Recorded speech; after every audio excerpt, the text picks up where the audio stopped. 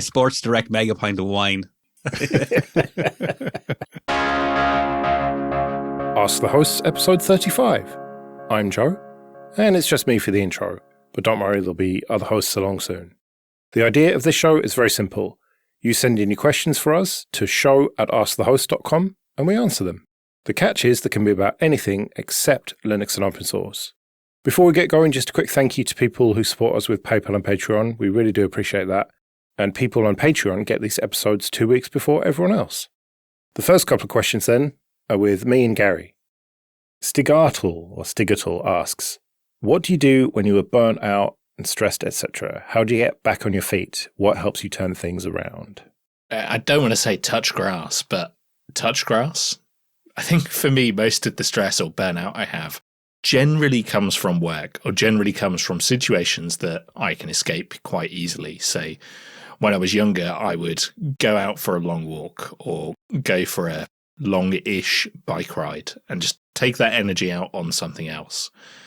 I think for me now, it's going and doing something with the family. And all right, I might be a bit of a grumpy git for the first few hours, but once I've gotten out and I've done something and I've escaped whatever situation is stressing me or has caused the burnout, I tend to feel quite a bit better. Right. For me, it's not about getting away as such. I suppose it is. But for me, mainly at the moment, it's playing darts. I go to the dartboard, and it seems like doing the maths of the scores that I've got and what I've got left and all the rest of it really helps to take my mind off things, because I'm really bad at maths, basically, and I have to do this mental arithmetic.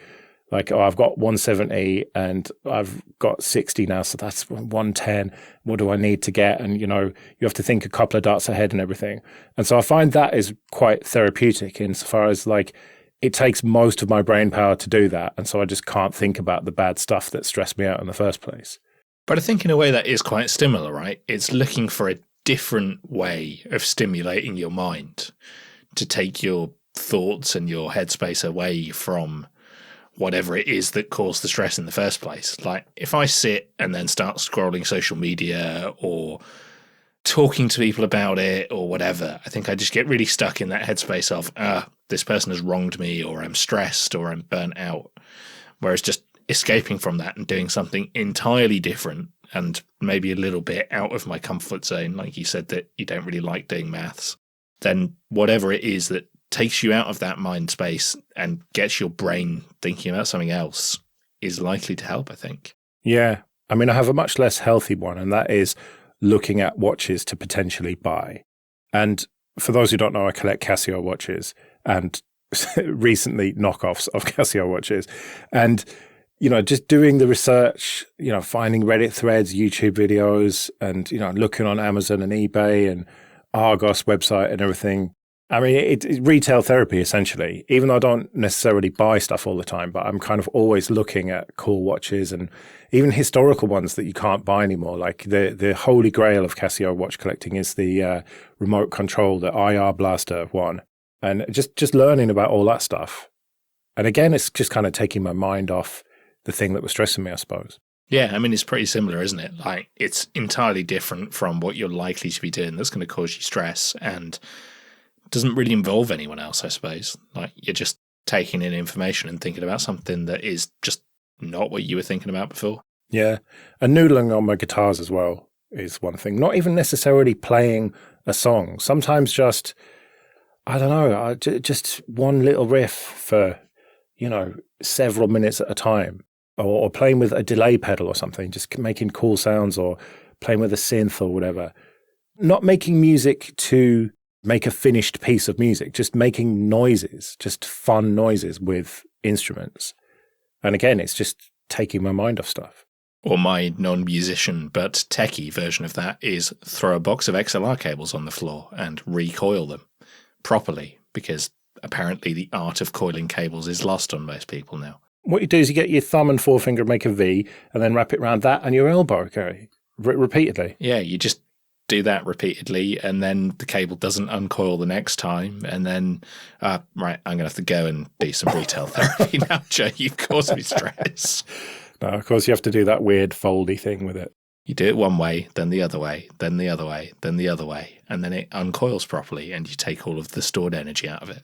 Yeah, you just chuck it and it just goes and then straight. Yep, perfect. A well-coiled cable is really a stress-removing thing. Just going and the cable going out across the floor. Colin asks, cinema or theatre? I'm going to say theatre, and then you're going to spend the next 10 minutes telling me why I'm wrong. Probably. That's how this goes. Well, no, I'm not going to say that. I think theatre can be fun. And I know someone who is the star of a West End musical. And I could get cheap tickets to go and see it, but I just haven't had time to do that yet. But I will at some point. And I have seen her in many shows over the years. And it's always been good fun. And usually she gets us cheap tickets, so it's fine. I think my main problem is it is very expensive for the value you get out of it, but I understand why, because it's a whole thing to put on a production. And maybe I'm just tight, but that's kind of why I don't like theatre. But also there's this weird thing about theatre, right? Especially with theatre that isn't like really serious. So musicals generally have a bit of humour in them. I find myself sitting there. Something has happened on stage deliberately, and then everyone around me is doing this weird ha ha ha ha ha laugh. And I'm like, that wasn't funny. What are you all laughing at? Like, this is just weird. Like, it's some cultural thing of theatre goers where they sort of do this polite laugh. I don't get it. That I just find very, very odd. But apart from that, I like the songs and the live musicians and everything. And so, yeah, I do quite like a musical. And it definitely helps if you know someone who's in the cast. Yeah, I mean, peeling back the curtain, before I had a career in IT, what I actually studied to the highest level that I've studied anything was production arts. And particularly, I studied stage management, which is effectively how do you control what is going on stage at a theatre.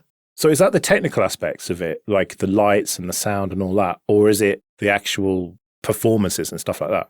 So it's twofold. It is effectively anything that happens on stage, you are the person responsible for it.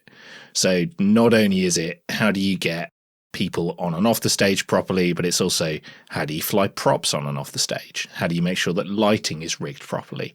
How do you make sure that the sound people know where their cues are? So it's effectively you are the person in control of what's happening on the stage. And I think that gave me an appreciation, not that I studied it to a particularly high level, of everything that goes into putting on a small scale performance, and then you scale that up to the West End or Broadway or whatever. And I just think that work that goes into that is truly impressive, and the consistency that you then have to have night after night to put on something that people see and that they enjoy is mind-blowing to me.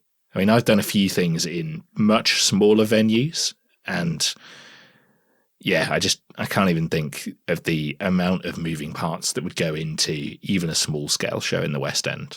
Oh, yeah. I mean, it is really impressive to have been backstage on some West End musicals.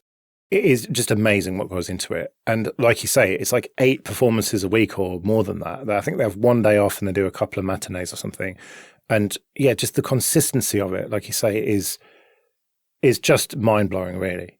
Like you think about a movie, like to think about cinema, that is like this major thing.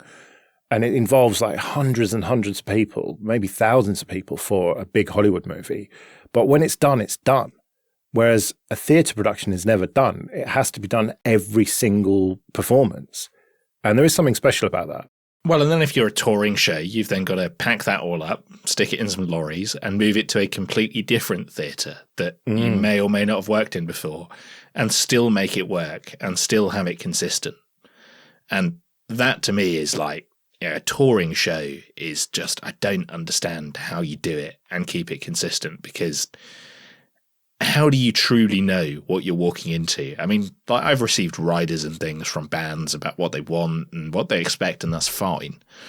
But doing an 8-piece band with drums and guitars and stuff is small fry compared to a theatre production. Oh, yeah, with the orchestra and everything. I mean, I can't imagine even mixing the sound for something like that. I could do like a 4 or 5-piece band pretty easily, but yeah, that would just be, I wouldn't even know where to start mixing that. Yeah, exactly. And then the other thing you mentioned was the cost. But I think for me, that's the appeal, is the scarcity of getting to experience it. I think makes me prefer it, because I could go to the cinema and see 5 different films every week, and it cost me like a tenner a time. And that is relatively achievable for most people, like going to the cinema. Whereas I feel like going to the theatre is something to aspire to, almost. Like, I've got to go to London, I've got to buy the tickets, I get to choose my seat, and the seat I choose depends on the experience I get of the show. I've got to get a hotel, I've got to go for dinner. Like, all of that stuff added up makes it way more of an experience than just popping down to the local Odeon and having a Nando's and seeing the film. Yeah. And also, people are much better behaved at the theatre. Yeah, there's no dodginess happening in the back row of the Dominion, is there? Well, yeah, and people just being loud and on their phones and all the rest of it. Like, I don't think that I could go to the cinema anymore. I'd just be too annoyed by the youngsters. And, well, not even just youngsters, just people generally acting like dickheads. Especially, I mean, I talked about this on Late Night Linux fairly recently. That's what appeals to me about these VR headsets, is having a private cinema. Because I love movies and I love the experience. Like, I've been to some late night showings and daytime showings where it's been just me and a couple of other people who are well behaved. And that is amazing, like, to see it on the big screen with the speakers and everything. But if you go at a popular time, it's just an unpleasant experience. Yeah, like, you've got to get like an 11 a.m. showing on a Wednesday or something, and it's probably going to be all right. But if you're going on a Saturday afternoon, forget it. Yeah, exactly. All right, the next couple of questions are with me, Shane, and Andy. Chibani asks, any teacher or mentor that made you take your first or current career path? Yeah, I had a friend in secondary school who said, yeah, you should do a computer science degree. You'll just play video games all day. So thank you, Philip, for that advice. That was complete rubbish. But I did happen to land into a career I quite liked for all the wrong reasons. My granddad sent us a computer against my parents' will, a ZX Spectrum, when I was about 11 or 12. And that utterly changed my life. So I guess I definitely need to credit him. Well, I had a mentor who kind of mentored me into my previous career before I started doing this. And he just taught me so much stuff about how to solve problems and think critically, and also loads of practical stuff as well that I then ended up using in that career. And I think without him, I probably would have kind of succeeded in that career, but maybe not to the extent that I did, to the extent where it gave me the confidence to then do this, because I know that I can always go back to that. Unlike a lot of careers that AI is ruining, I think it's pretty safe and solid. And I know that I could go back to it very, very easily. I don't want to. I don't want to go backwards in life. And I didn't ultimately enjoy it very much. And it was very hard work. But knowing that I can do it makes me kind of okay with doing this and thinking, well, you know, the ads have dried up a little bit at the moment, but maybe they'll get better. And like, if they don't, and if, you know, everyone on Patreon gets laid off and can't afford it anymore, at least I've got this backup career, and it gives me the kind of confidence to do it. And it kind of does all sort of go back to this guy who really just taught me so much. He was kind of a father figure in a lot of ways, sadly no longer with us. But I do know what it means to have that mentor, definitely. I was just thinking about a primary school teacher that I had, and I was trying to think, why do I remember him so clearly? And I think fundamentally it's because he treated me with respect and encouraged me to have self-respect, which was definitely a problem for me. And he made a big difference, I think, just by treating me with respect. So that's something we could do in our lives, isn't it? David asks, any of you vegan or vegetarian or trying? Not vegan or vegetarian, but trying sort of very gradually to reduce the amount of meat that I'm eating in order to reduce environmental impact. That's been difficult with our kids, who are really not particularly interested in that, but we're kind of getting towards the point where our kids are moving out. They'll probably move back in again soon. So I have this sort of vague plan to like eat more beans or something. You're really selling it there. Eat more beans. Yeah. I guess on the positive side, I basically don't drink any cow's milk at all. I drink all oat milk, and I prefer it now. I've just completely weaned myself onto that, which is better environmentally and like just generally better. They're not allowed to call it milk anymore. Oat drink, they have to call it. What a bullshit decision. Of all the things, right? Oat milk was really like, yeah, I'm baffled. Oat milk, is it not come from cows that just eat oats or something? I'm confused. I'm terrified. You don't want to scare shoppers with oat milk. Milk-flavoured drink. Exactly, yeah. So I was a vegetarian for about 5 or 6 years, and I eventually relented because I really like steak. But I don't eat a lot of meat, so I kind of tend to like just have the occasional steak. I eat a lot of fish, but generally would rather, I think, if I had more control of my life, probably go at least vegetarian again. I am starting to feel bad for the little animals and things and the environmental impact. So I probably would at some point, when I have time or capacity to be like, yeah, I'm going to just change my entire diet to something plant-based, I'll do that. But kind of like yourself, Andy, have vague long-term plans to do this. But yeah, I also drink a lot of oat milk as well. I actually find dairy milk, like lactose, whatever that thing is in milk, like cow's milk, really weird now and really awful tasting. So yeah, I'm down with the oat milk. If I think much about eating meat, I find it pretty disgusting, like eating the dead bodies of animals. So yeah, I could get there quite easily. Well, it's like that old phrase, meat is murder. Delicious, delicious murder. Mm-hmm. I don't know, man. Like, should I feel bad for eating meat with basically every meal? I suppose I should, but I just don't. Like, well, I like eating meat, although I don't eat red meat, so I don't eat beef, and that's supposed to be one of the worst environmentally. Yeah. I'm all over the red meat. For me, I just don't like it. I just don't like the taste of red meat. I just never have. So I only eat pigs and birds, basically, and I just love pork. I love chicken, turkey, all sorts of other wild birds.